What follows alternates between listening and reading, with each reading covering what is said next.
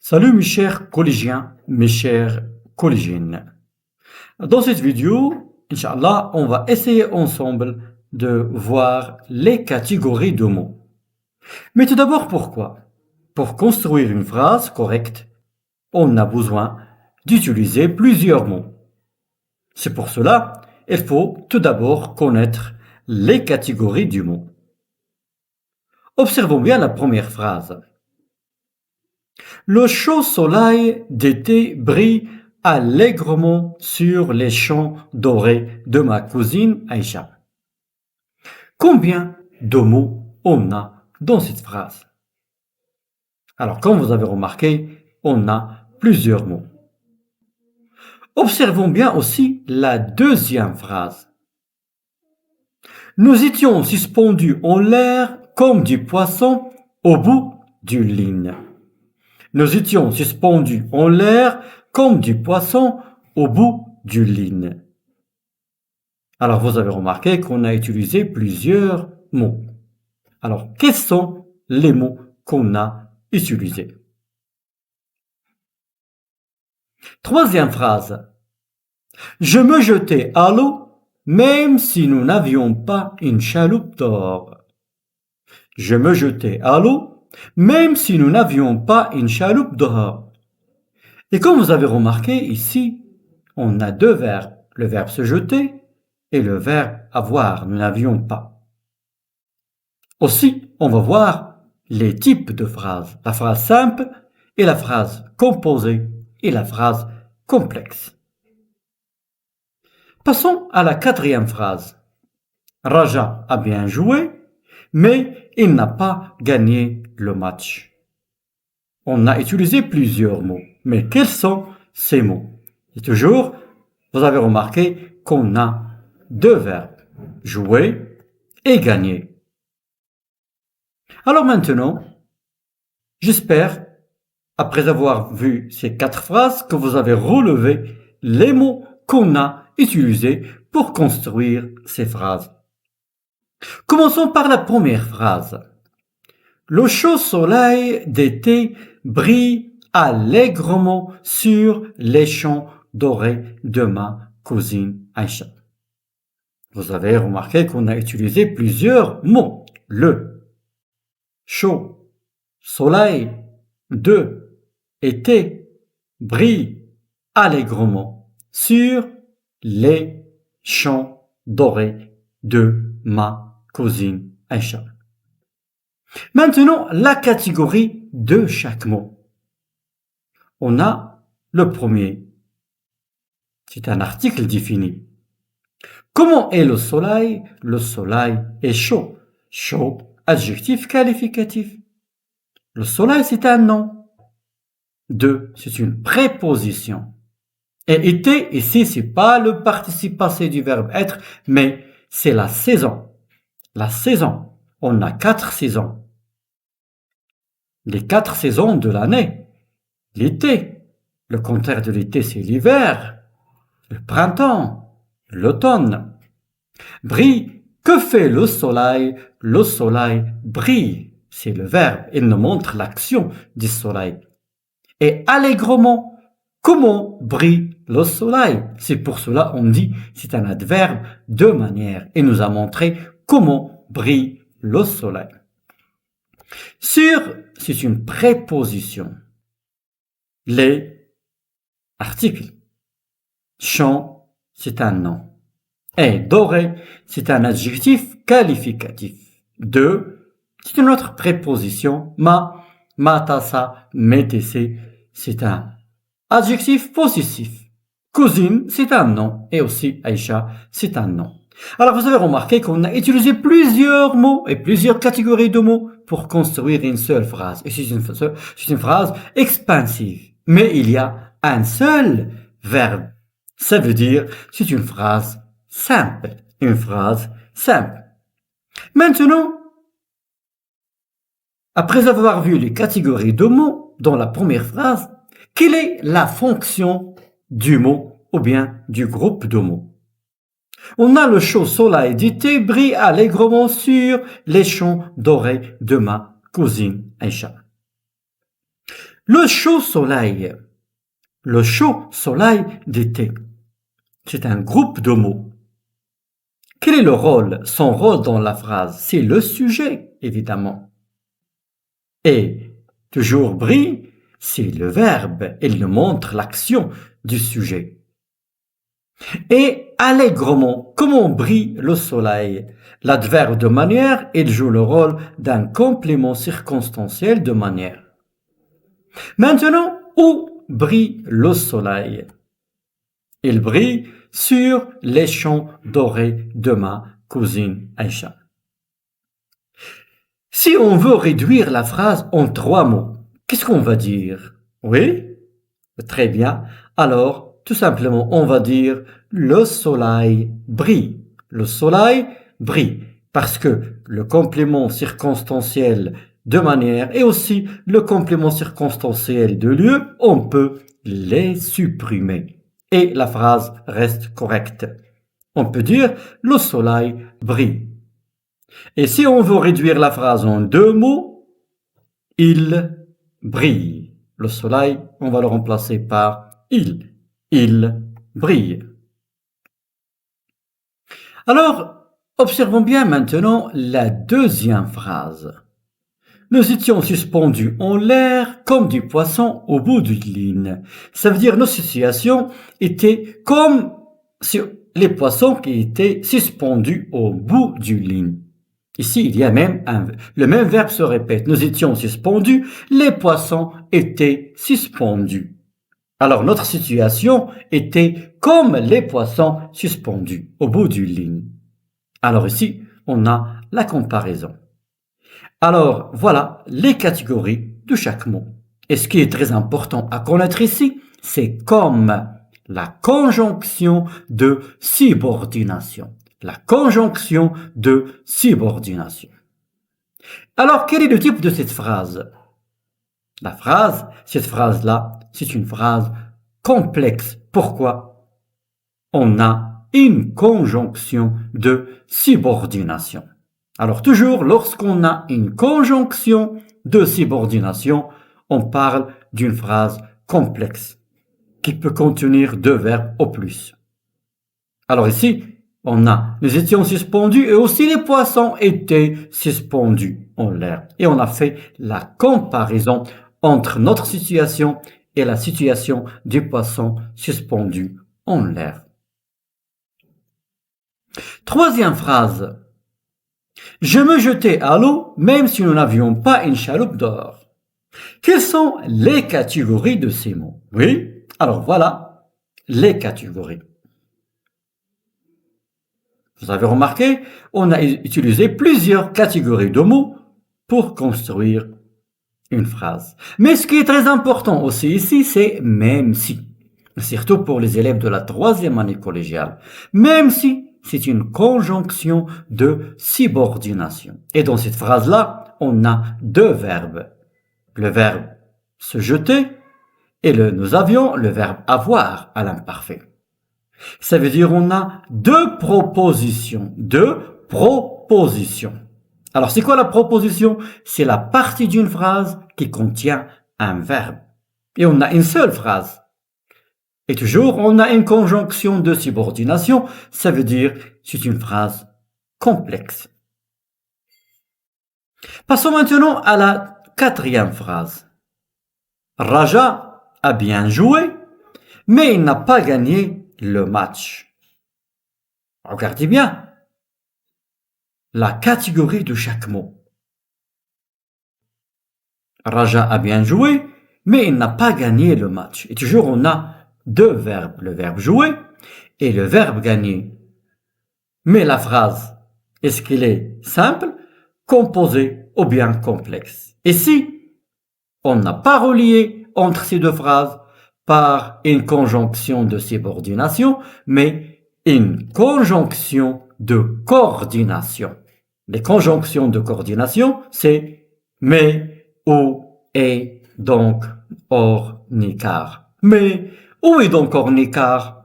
Les conjonctions de coordination. Alors, lorsqu'on trouve une conjonction de coordination dans une phrase, c'est une phrase composée. on peut trouver soit une conjonction de coordination ou bien une ponctuation, la virgule surtout. Alors, la phrase composée, elle contient deux propositions reliées par une conjonction de coordination ou bien une virgule ou bien un point virgule. Et toujours, vous avez remarqué, pour construire une phrase, on a utilisé plusieurs catégories de mots. Alors maintenant, qu'est-ce que les catégories de mots ou bien les mots qu'on a vus? On a vu le verbe, l'adverbe, les adjectifs ou bien l'adjectif qualificatif, les déterminants. Lorsqu'on dit les déterminants, ça veut dire les articles, les adjectifs possessifs, etc. Et ce qu'on va découvrir, Inch'Allah, dans les prochaines leçons aussi. On a le nom, le pronom, les conjonctions de coordination, les prépositions et aussi les conjonctions de subordination ou bien la conjonction de subordination. Alors voilà, bien voici les catégories de mots. Alors, commençons par la première catégorie. Tout d'abord, le verbe. Qu'est-ce que le verbe? Ici, il faut distinguer entre deux types de verbes. Les verbes d'état, ils indiquent l'état du sujet, ils répondent à la question comment est, comment sont. Comme par exemple le verbe être, le verbe paraître, sembler, demeurer, devenir, rester, avoir, l'air, passer pour. Ce sont des verbes d'état. Ils nous montrent l'état. Il y a les verbes, exemple tout d'abord. Le petit chaperon rouge était naïve. Le petit chaperon rouge était naïve. Comment était le petit chaperon rouge? Elle était naïve. Elle est devenue toute rouge. Comment est devenue la petite chaperon rouge? Elle est devenue toute rouge. L'état du petit chaperon rouge, elle est toute rouge. Il y a encore les verbes d'action. Les verbes d'action, ils indiquent l'action du sujet. Ça veut dire que fait le sujet. Comme par exemple le verbe manger, chanter, parler, raconter, descendre, prendre, marcher, etc.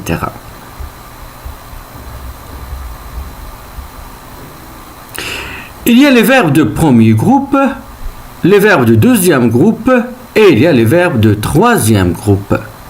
Les verbes de premier groupe, ils se terminent par ER, sauf le verbe aller. Exemple, chanter, parler, raconter, aider. Il y a les verbes de deuxième groupe se terminant par IR et font leur participe présent avec ISSON. Exemple, finir, finissons dans le participe présent. Finir, finissons, choisir, choisissons, franchir, franchissons, blanchir, blanchissons. Et il y a sortir attention, sortir n'est pas un verbe de deuxième groupe. Son participe présent est sortant. Il y a les verbes de troisième groupe. Ils sont des verbes irréguliers et ne se conjuguent pas de la même façon et changent de radical. Exemple, prendre, venir, savoir, descendre, mettre. Maintenant, la deuxième catégorie de mots, ce sont les adjectifs qualificatifs. Exemple, petit, rouge, grand, doré, noir, vaste, blanc. L'adjectif qualificatif, il qualifie soit le nom d'une chose, animal, ou bien d'une personne, et lui donne un caractère. Exemple, le chaud soleil était insupportable. Le chaud soleil était insupportable. On a qualifié le soleil par deux caractères. On a donné deux caractères au soleil. Le premier, c'est qu'il est chaud. Le deuxième, c'est qu'il est insupportable. Alors, chaud et insupportable sont deux adjectifs qualificatifs qui qualifient le soleil. On distingue l'adjectif qualificatif épithète. Qu'est-ce que ça veut dire épithète? Épithète, ça veut dire lié directement au nom. Chaud est lié directement au soleil. il n'y a pas le verbe être, le chaud soleil. On n'a pas dit le soleil est chaud. Alors ici, l'adjectif est épithète. Il y a l'adjectif qualificatif attribut, lié au nom à l'intermédiaire d'un verbe. Exemple ici, insupportable est lié au soleil à l'intermédiaire du verbe être. Était insupportable. Alors il y a l'adjectif qualificatif épithète et il y a l'adjectif qualificatif attribut. Et aussi il y a l'adjectif qualificatif épithète détaché. Qu'est-ce que ça veut dire l'adjectif qualificatif épithète détaché? Ça veut dire séparé de son nom par entre deux virgules. Séparé de son nom par deux virgules. C'est ce qu'on appelle l'adjectif qualificatif épithète détaché. Exemple, l'enfant, virgule, troublé et effrayé, virgule, ne savait pas quoi faire. L'enfant, troublé et effrayé, ne savait pas quoi faire. Alors ici, l'état de l'enfant, on a qualifié l'enfant, il est troublé, il est effrayé. Et on a mis ici deux adjectifs entre deux virgules. On dit ici que l'adjectif est qualificatif épithète détaché. Par quoi il est détaché? Par les deux virgules. La troisième catégorie de mots sont les déterminants. Alors on distingue les articles. Article défini, le, la, les. Article indéfini, un, une, des. Article défini contracté, de le, il devient du, à le, il devient au. Aussi, on distingue les adjectifs possessifs. Voilà les adjectifs possessifs. Les adjectifs démonstratifs. Les adjectifs interrogatifs ou bien exclamatifs, quel. Les adjectifs numérales ou bien les adjectifs numéraux cardinaux. Et aussi les adjectifs numéraux ordinaux.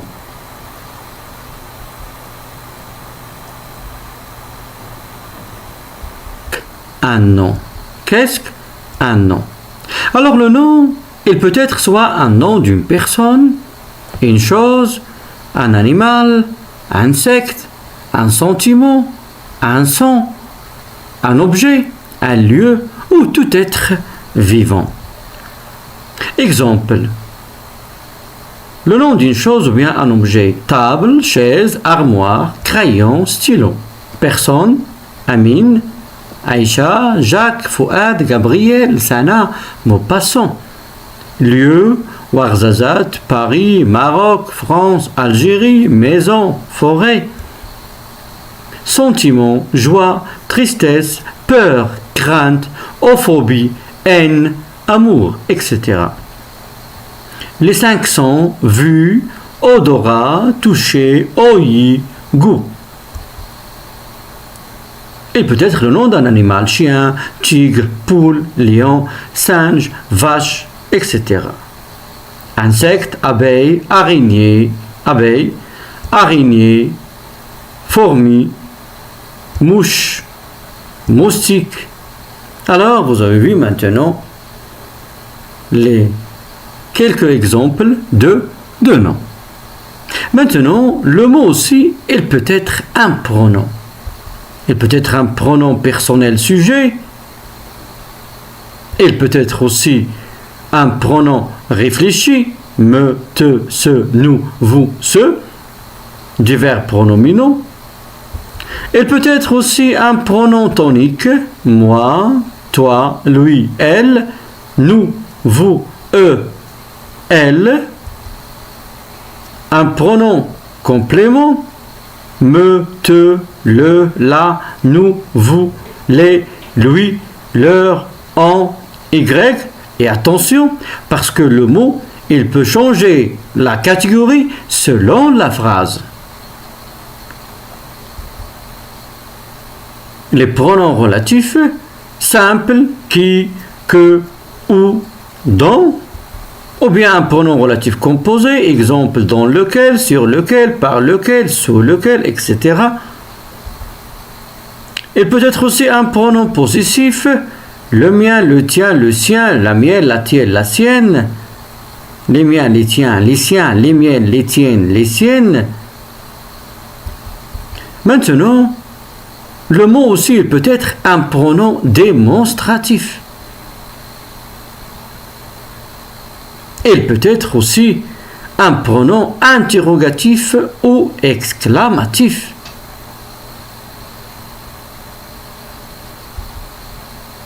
Il peut être aussi un pronom indéfini. En, aucun, nul, plusieurs, quiconque, les uns, les autres, tous, certains. Maintenant, l'adverbe. On distingue ici entre les adverbes de manière, les adverbes de temps, les adverbes de lieu. Alors, qu'est-ce que tout d'abord un exemple des adverbes de manière? Les adverbes de manière, elles répondent à la question comment, de quelle manière. Exemple, lentement, doucement, rapidement, réellement. Ce sont les adverbes qui ont ment. Les adverbes d'outil. Les adverbes d'outil. Oui, non, si. Adverbe de temps.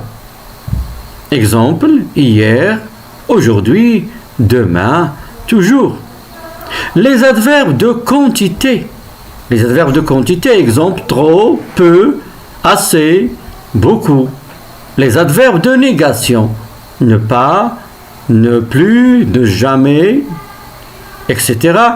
Les adverbes de lieu. Exemple, ici, là, partout, ailleurs. Et aussi les adverbes de concision. Cependant, pourtant, toutefois, néanmoins.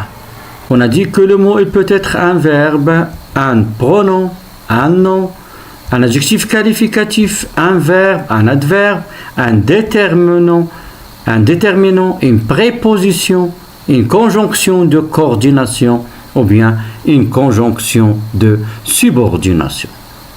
Maintenant, quelles sont les prépositions? On distingue entre les prépositions simples, exemple à, sur, dans, sous, de, pour, etc. et les prépositions ou bien les locutions prépositives, exemple grâce à, en dépit de, d'après, avant de, au-dessus, etc. Maintenant, quelles sont les conjonctions de coordination? Les conjonctions de coordination sont mais, ou et donc hors écart. Mais, ou et donc hors écart. Mais et or, il exprime l'opposition. Ou, il exprime le choix. Et, il exprime l'addition. Et donc, il exprime la conséquence, ni la négation. Car exprime la cause. La dernière catégorie de mots sont les conjonctions de subordination. Et on distingue entre les conjonctions de subordination simples, exemple si, quand, comme, puisque, quoique, et les conjonctions de subordination composées, exemple pour que, parce que, vu que, attendu que, quoique, afin que, dans l'espoir que, bien que, tandis que, pendant que, à condition que, etc. On distingue des conjonctions de subordination de. Ou bien, on peut dire que les conjonctions de subordination, ils peuvent exprimer plusieurs circonstances. Alors, il y a les conjonctions de subordination de temps, les conjonctions de subordination de cause qui expriment la cause, les conjonctions de subordination de conséquence, les conjonctions de subordination qui expriment le but, les conjonctions de subordination qui expriment la comparaison, les conjonctions de subordination de concession, les conjonctions de subordination de condition.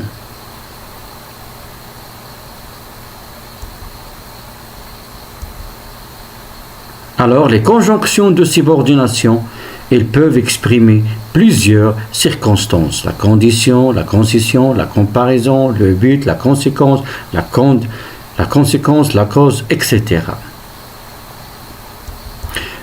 J'espère, mes chers, maintenant que vous avez bien compris les catégories de mots et que vous pouvez construire des phrases correctes en utilisant plusieurs mots.